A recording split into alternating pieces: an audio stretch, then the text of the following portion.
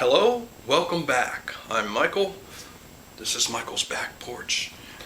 I'm a collector. I collect things. I collected autographs from the very beginning, and one of them happened to be Charles Manson. Turned into a snowball effect, and we've collected everything that has to do with Charles Manson and his family and the people. Quite frankly, it's a freak show. So, ladies and gentlemen, hurry, hurry, hurry, step right up and behold the spectacle of all Hollywood spectacles, and prepare yourself for an extraordinary journey into the twisted world of Manson murder and death. Witness the chilling tales of the infamous crimes that have captured the imagination of millions. But that's not all, folks. Feast your eyes upon the rare and macabre artifacts, afoot on display that will send shivers down your spine. Take a peek downstairs and witness the painter in action, fearlessly confronting the shadows and giving them a life on canvas. You can take a look at his masterpiece down there that unveils the hidden truths and exposes the raw emotions that reside within all of us.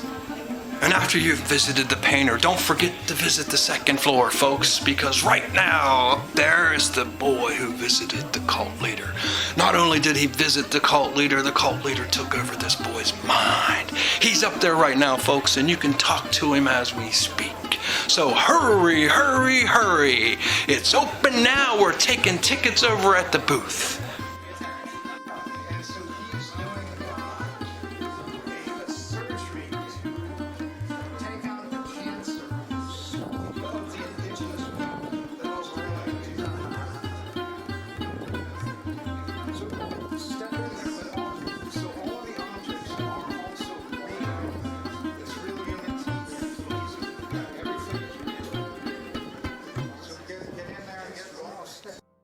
So that was my best imitation of a carnival barker, you know, one of those fair barkers.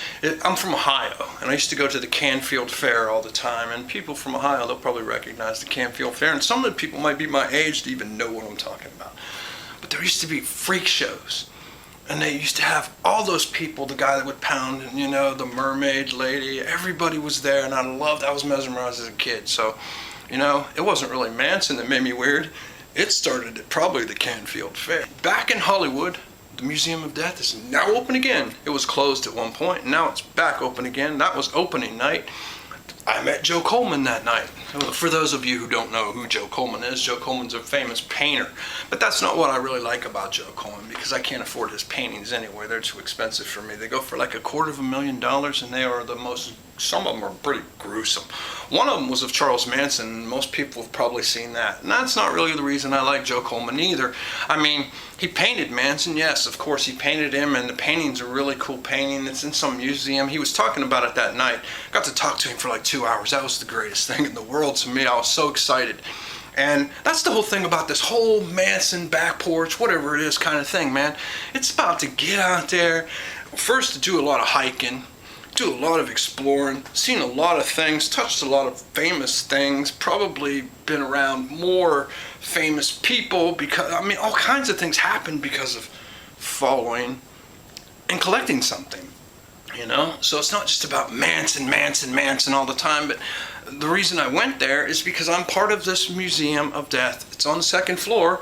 Go up there, check me out, tell Eric down at the desk that I sent you there. You seen it on the back porch tapes. Tell him that. So I love art in general, you know, but I can't afford none of Joe's work. I could hardly even see it up close, but now you can go see it up close yourself, because it is down at the Museum of Death. And when you're there, stand in front of it. Give yourself, go early at this place, because it closes. It closes real early. It closes before it gets dark, like at 6 o'clock or something like that. So go early in the day and go to Joe's painting and stand there and look at it. You can look at that thing for probably an hour, just the painting itself, because it's got so many little tiny details. I mean, he says he puts goggles on and he paints with like one eyelash. So they're really good. And I was really excited to meet Joe because of this. I've been following Joe for a long time, because Joe was actually also a pen pal of Charlie Manson. Yeah, Charlie Manson even gave Joe a nickname. Of course, Charlie recognized Joe because Joe did a painting about him, but Charlie gave him a nickname. He called him the caveman on a spaceship. And Joe also collected Charlie's memorabilia. And he was also a pen pal. The auditorium consists of both saints and sinners.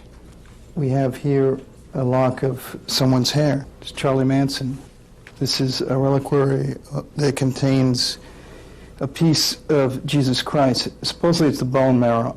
So if we take this, we take Charlie Manson's lock of hair, we put them together, we have a Cupid doll. We can clone the perfect deity.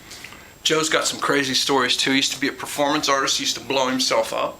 One time he went back to his high school reunion and he pretended that he was a guy that died from his high school class going back to this reunion. Well, most of the people didn't even know the guy was dead.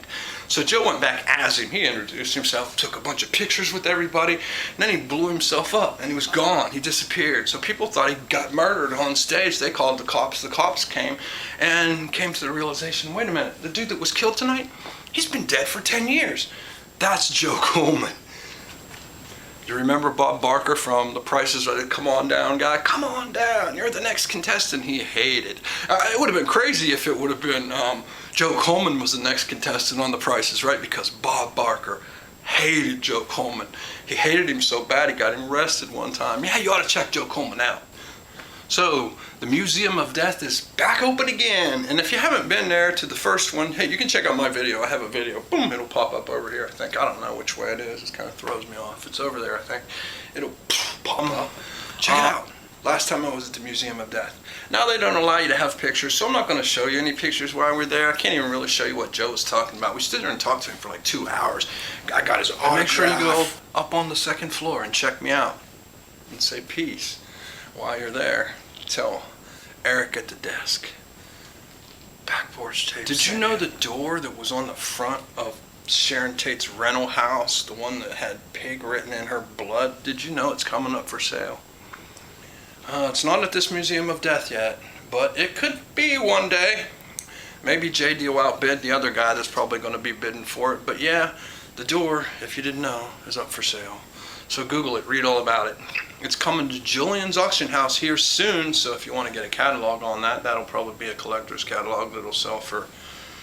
They go up. Them catalogs go up in price, so, you know, you can buy the door there if you can't buy it in person.